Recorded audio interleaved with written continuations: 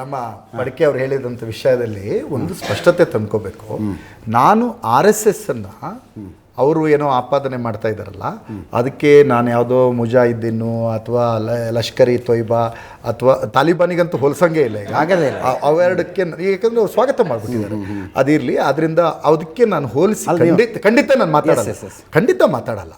ಆದರೆ RSS ಕೆಲವಷ್ಟು ಪ್ರಶ್ನೆಗಳಿಗೆ ಅದು ಉತ್ತರ ಕೊಡಬೇಕಾದಂಥ ಒಂದು ಹೊಣೆಗಾರಿಕೆ ಸ್ಥಾನದಲ್ಲಿ ಅದಿದೆ.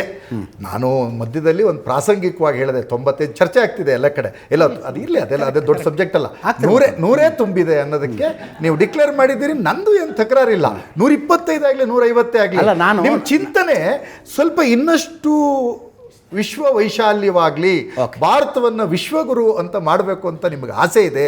ಆ ವಿಶ್ವಗುರು ಅಂತ ಮಾಡಬೇಕು ಅಂತ ಹೋದಾಗ ನೀವು ಹಿಂಗೆ ಯೋಚನೆ ಮಾಡಬೇಡಿ, ಸ್ವಲ್ಪ ಹಿಂಗೆ ಭಾರತ ಎಲ್ಲರಿಗೂ ಭಾರತವನ್ನು ಪ್ರೀತಿಸೋ ಎಲ್ಲರಿಗೂ ಇವರು ವಿಶ್ವಗುರು ಮಾಡ್ಬೇಕಂತಾದಾಗ ಇವರಿಗೊಂದು ಭಾರಿ ದೊಡ್ಡ ಇದಿದೆ. ಏನು ವಿಶ್ವಗುರು ಅಂತ ಮಾಡಬೇಕು ಅಂತಾದಾಗ ಆ ವಿಶ್ವಗುರು ಆಗೋದೇನಾದರೂ ನಮ್ಮ ದೇವೇಗೌಡರ ಪ್ರಧಾನಿ ಸ್ಥಾನದಲ್ಲಿ ಅದು ಆಗುತ್ತೆ ಅಂದರೆ RSSನವ್ರಿಗೆ ಬೇಸರ ಇದೆ.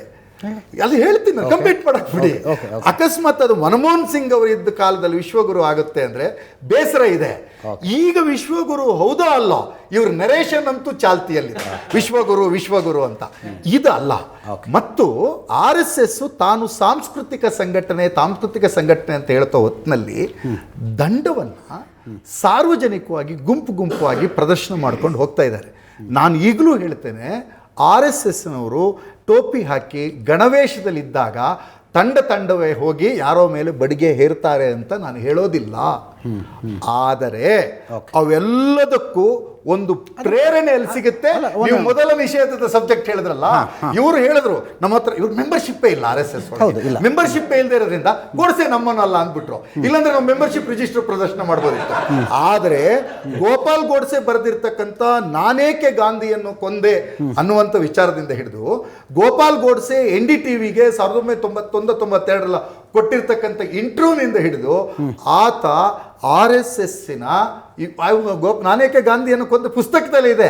ಆತ ಗಾಂಧಿಯನ್ನು ಕೊಲ್ಲಲಿಕ್ಕೆ ಕೊನೆಯ ಅಟೆಂಪ್ಟಲ್ಲಿ ಹೋದಾಗ RSSನ ಪ್ರಾರ್ಥನೆಯನ್ನ ಉಲ್ಲೇಖಿಸಿಯೇ ಪ್ರೇರಣೆ ಪಡೆದುಕೊಂಡು ಹೋದ ಅಂತಿದೆ.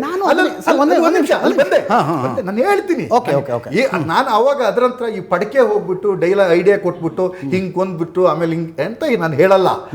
ಆದರೆ ಪ್ರೇರಣೆಯ ಮೂಲ ಎಲ್ಲಿ ಅನ್ನೋದು ನಿಮ್ಮ ಪಾಯಿಂಟ್ ಅರ್ಥ ಆಯ್ತು ಸರ್, ನನಗೆ ನಿಮ್ಮ ಪಾಯಿಂಟ್ ಅರ್ಥ ಆಯಿತು. ಆದರೆ ನಿಮ್ಮ ವಾದ ಅರ್ಥ ಆಗ್ತಿಲ್ಲ ನನಗೆ. RSSನ ಸಂಘ ಪ್ರಾರ್ಥನೆಯನ್ನು ಹೇಳಿ ಗಾಂಧೀಜಿಯನ್ನು ಕೊಂದ ಕಾರಣಕ್ಕಾಗಿ ಸಂಘದ ಮೇಲೆ ಪ್ರಶ್ನಾರ್ಥಕ ಚಿಹ್ನೆಗಳು, ಅಲ್ಲಾಹು ಅಕ್ಬರ್ ಅಂತ ಯಾವನಾರು ಬಾಂಬ್ ಹಾಕಿದ್ರೆ ಅವನು ಧರ್ಮವನ್ನು ತಪ್ಪಾಗಿ ತಿಳ್ಕೊಂಡಿದ್ದಾನೆ ಅಂತಿದ್ದೀರಿ. ಇಲ್ಲ, ಇದು ಅವನು ತನ್ನ ಧರ್ಮವನ್ನು ತಪ್ಪಾಗಿ ತಿಳಿದುಕೊಂಡಿದ್ದಾನೆ ಅಲ್ವಾ? ಇಲ್ಲ, ಒಂದು ಹೇಳ್ತೀನಿ, ಗೋಡ್ಸೆ ಮತ್ತು ಅಲ್ಲಾಹು ಅಕ್ಬರ್ ಅಂತ ಹೇಳಿ ಬಾಂಬು ಹಾಕುವವ ಇಬ್ಬರನ್ನು ನಾನು ಒಂದೇ ಪಾತಳಿಯಲ್ಲಿ ಇಡ್ಲಿಕ್ಕೆ ತಯಾರಿದ್ದೇನೆ.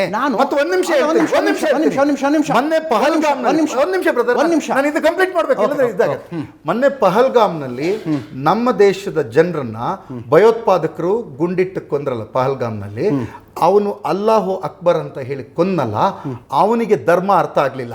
ಅಲ್ಲಿ ಒಂದ್ ನಿಮಿಷ ಹೇಳ್ತೀನಿ ಸರ್, ಅಲ್ಲಿ ಬಿಸ್ಮಿಲ್ಲಾ ಅಂತ ಹೇಳ್ಕೊಂಡು ಅಲ್ಲಾಹು ಅಕ್ಬರ್ ಅಂತಾನೆ ಹೇಳಿ ಗಾಯಗೊಂಡವರನ್ನ ಹೊತ್ತು ಈಚೆಗೆ ತಂದ್ರಲ್ಲ, ಅವರಿಗೆ ಧರ್ಮ ಅರ್ಥ ಆಗಿದೆ.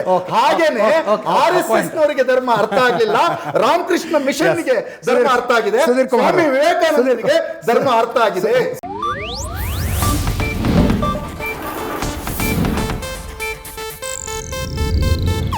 ಇದು ಏಷ್ಯಾನೆಟ್ ನ್ಯೂಸ್ ನೆಟ್ವರ್ಕ್ ಪ್ರಸ್ತುತಿ.